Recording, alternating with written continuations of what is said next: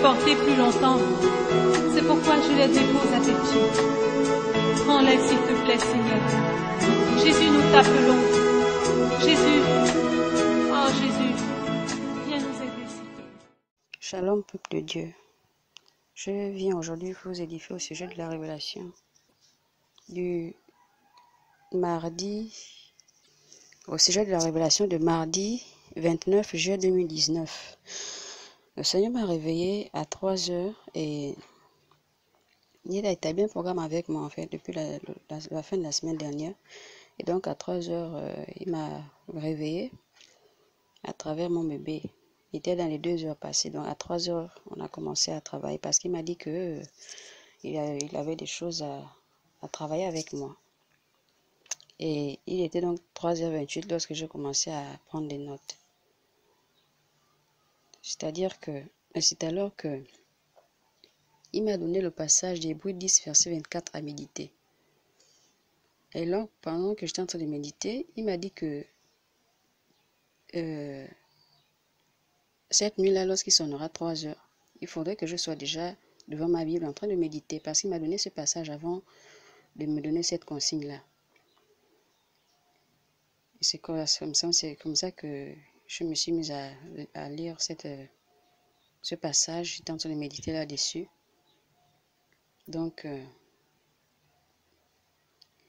pendant que j'étais en train de lire, il est arrivé, il m'a dit, l'amour a quitté vos assemblées. C'est pourquoi elles sont frappées par ces 5 fléaux. Lorsque l'amour existait dans vos assemblées, elle les couvrait. Donc l'amour les couvrait.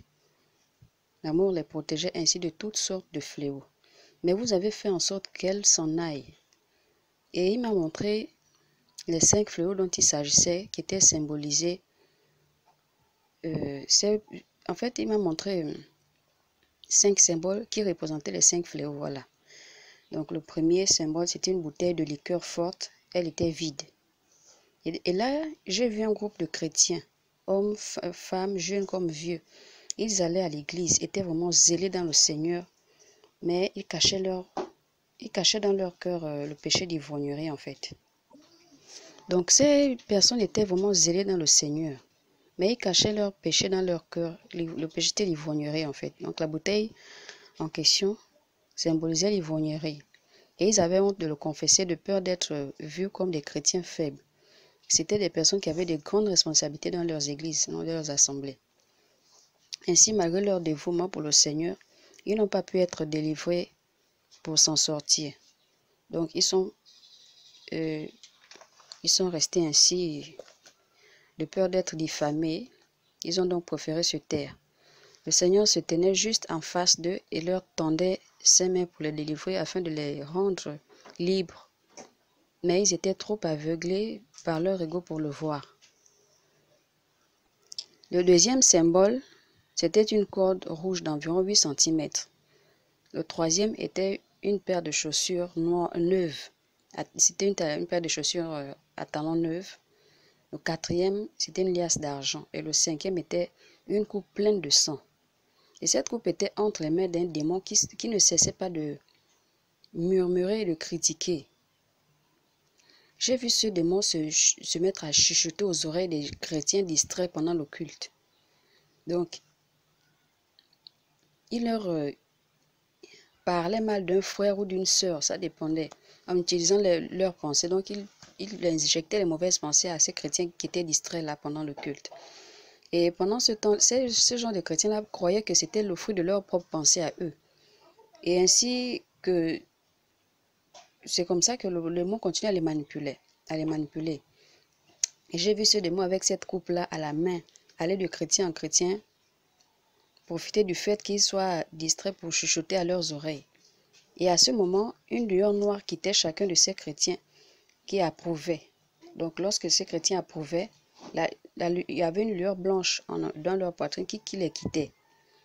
Et la lueur noire il y avait une lueur noire. Donc, quand la lueur blanche quittait leur poitrine, pendant que le démon les chuchotait comme ça, il y avait une lueur noire qui se dégageait de sa bouche et qui rentrait dans ces chrétiens distraits-là, lorsqu'ils approuvaient, mais lorsqu'ils rejetaient en priant, intérieurement ou extérieurement, en rejetant les mauvaises pensées, donc le démon ce démon et cette lueur noire-là disparaissaient, consumés par le feu du Seigneur. Et c'est comme ça que, dès qu'ils approuvaient la lueur noire, comme je disais, ça quittait le démon et rentrait à travers leurs, pénétrait leur cœur à travers leurs oreilles. Donc par leurs oreilles, ça rentrait dans leur cœur, se logeait en eux. Donc c'est la parole de Dieu qui était symbolisée en fait par une lueur blanche dans les poitrines des gens. Donc lorsque cette lueur blanche dans la parole de Dieu les quittait, la lueur noire remplaçait. Mais les personnes qui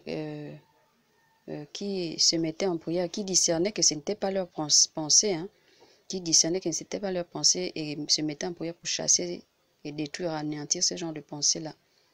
Ces personnes-là rejetaient cette lueur noire-là et le démon et la lueur noire disparaissaient. Et j'ai remarqué que dans la coupe que le démon tenait, il y avait une goutte de sang qui tombait à chaque fois qu'il gagnait un chrétien. Donc si par exemple dans une assemblée, pendant un sermon, il a eu à gagner 10 chrétiens, 10 gouttes de sang tombaient dans ce genre dans sa donc 10 gouttes de sang tombaient dans sa coupe et c'est comme ça qu'après il buvait ça. Et ça m'a choqué. J'ai dit mais c'est quoi ça? J'ai demandé au Seigneur, mais Seigneur, s'il te plaît, que signifie le fait que ce démon-là tient une coupe? Que fait-il avec cette coupe de sang-là? Le Seigneur m'a répondu, au jour où chacun rendra les comptes, ce démon se présentera aussi avec cette coupe pour rendre des comptes de tout ce qu'il a fait. Le comble, c'est que ce démon boit j'ai vu ce démon boire ce sang. Le résultat était que les chrétiens s'affaiblissaient de jour en jour. Donc, le deuxième symbole, la corde rouge, en fait, symbolisait la sorcellerie, l'occultisme dans les assemblées. Le troisième symbole, c'est la paire de chaussures en question, symbolisait les parures du monde qui favorisent l'impudicité et la prostitution dans les assemblées. Le quatrième symbole, la liasse d'argent, symbolise l'évangile de la prospérité, l'amour d'argent, l'élèvement de soi, la complaisance et la confiance dans les biens matériels que les prédicateurs rebelles prêchent aux âmes. C'est comme ça que le Seigneur m'a dit, mes serviteurs ont détourné mon peuple de moi. Mon peuple ne marche plus dans mes voies. Ceux qui s'efforcent sont maltraités, mais qu'ils sont heureux. Dis-leur de tenir ferme. Dis à mon peuple de revenir vers moi, car la porte se referme très bientôt. Donc, je fais ma part en vous, partageant déjà cette révélation. Que la paix du Seigneur soit sur vous. Shalom.